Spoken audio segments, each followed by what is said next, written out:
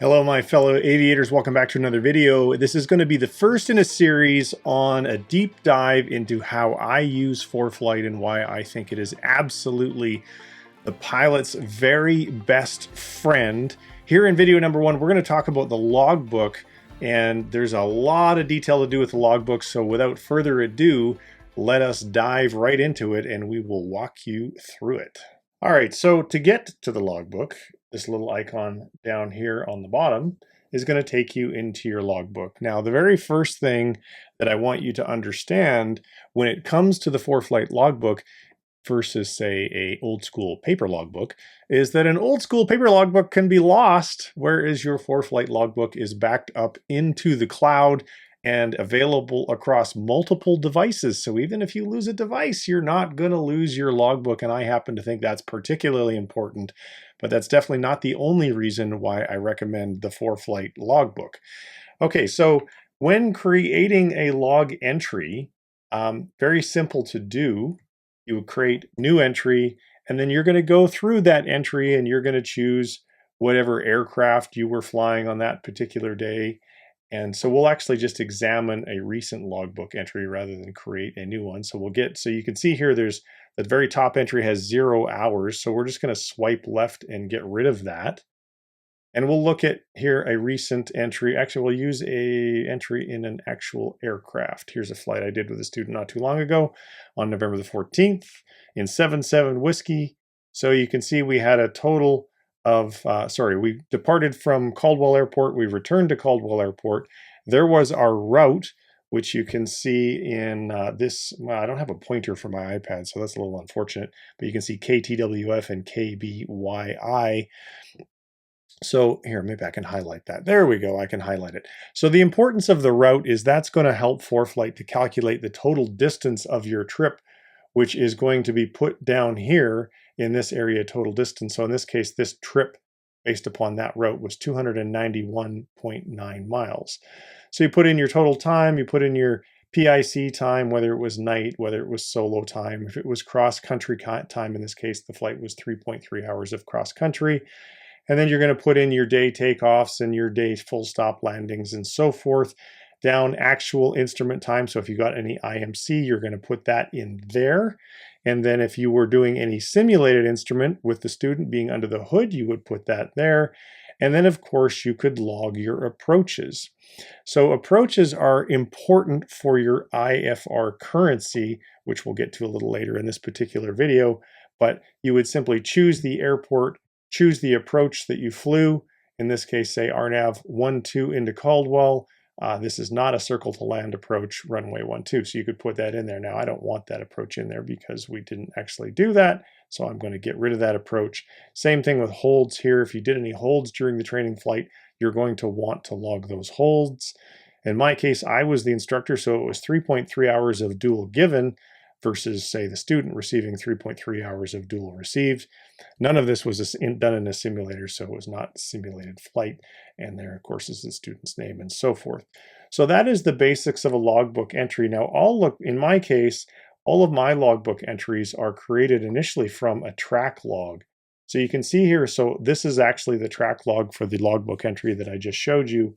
And Foreflight will actually record your entire flight so that you can go back and look and see what your altitude was and what your speeds was and so forth. And if that is not set to turn on automatically, this little record button right here, you can see on the left-hand lower, it just turned blue.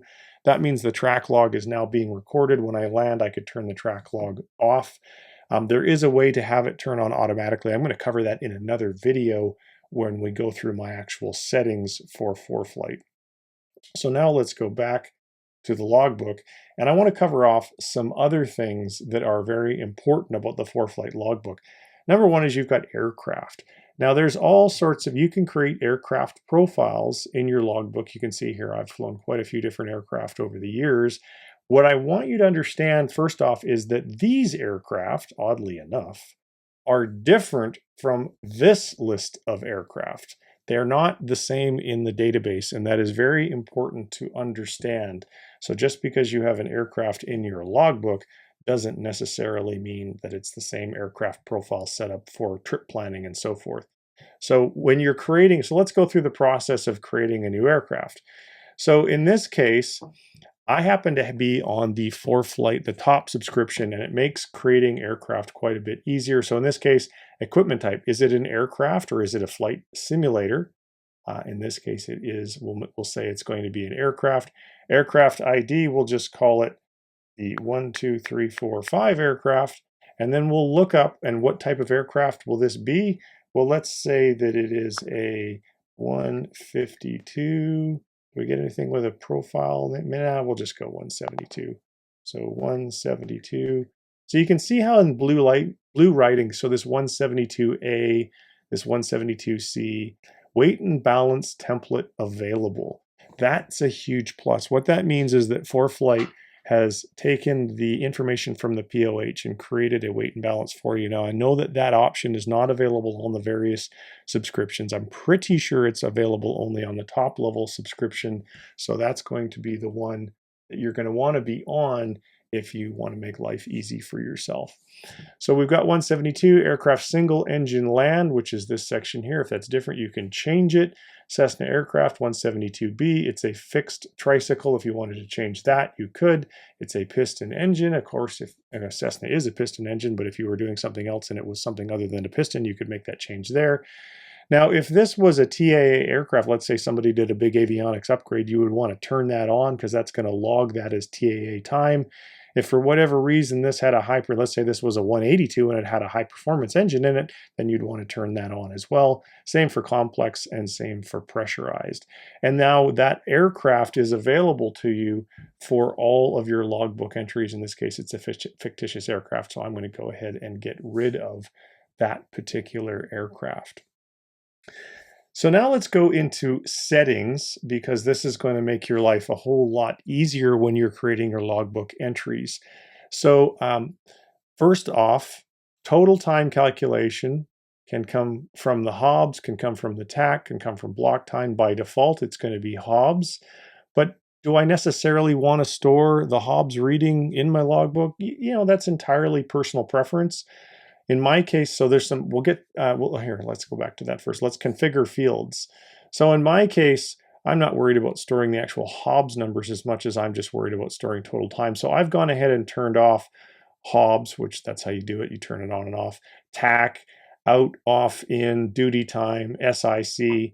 Some of those things I'll probably get turned on a little later when I get to my airline job, but I've got the route turned on, solo, distance, all landings, instrument, dual given, dual received, simulated flight, and then I've got ground training and night vision goggles turned off. If you turn all those on, basically there's just a whole lot more fields in your logbook entry to fill out that you're going to end up probably skipping past, so it makes it easier for you if you go ahead and turn them off. Then there's also autofill settings. So in my case, every flight is PIC, because even if I'm sitting over in the right seat as the instructor, I'm still logging PIC time. And most of my flights, like 99.9999% of my flights these days, are me giving instruction to a student. So that's why dual given is turned on automatically. If I wanted to turn on cross country automatically, I could do that as well, or solo or what have you. And that just saves you some button presses when you are creating your logbook entry. And then finally, enable instructor tools. Well, not only if you're an instructor, and that's probably a topic for a second video. And then include simulator time in total time. Again, that is a personal preference. Basically, what that means is any time that's logged in a sim, when you're looking at your experience report and you're seeing your total time, your simulator time would be included in that time, as long as when making a sim entry that you logged it as total time. Now, in this case, my habit in my logbook, and this got started way back early on before I understood how to use Foreflight correctly, my simulator time flights were not logged as total time. So I see them in a report, which I'll show you a little later on. But for consistency purposes, I wanted to continue to do it the same way. Okay, so now let's go and talk about your currency summaries. So that's going to be under qualifications, I believe. No, it's not there. There it is right there. So currency, we've got flight review, 286 days remaining, medical, 102 days remaining. So Foreflight goes ahead and tracks all this stuff for you. Remember, I talked about logging your approaches. So you can see here, I've got 3 of 1 holds required in the last 6 months, and I've got 11 of 6 approaches in the last 6 months. So as long as you're logging your holds and you're logging your approaches, then you're going to get that information in your currency summary. And then finally, there's a reporting section, and the major benefit, especially if you're a student pilot and you're earning various certificates, is that your 8710 report is generated automatically for you. And that is the report that you have to submit in IACRA every time you are getting ready for another check ride. And if you're doing a paper logbook, that 8710 report is going to take you hours and hours and hours to do, which sucks.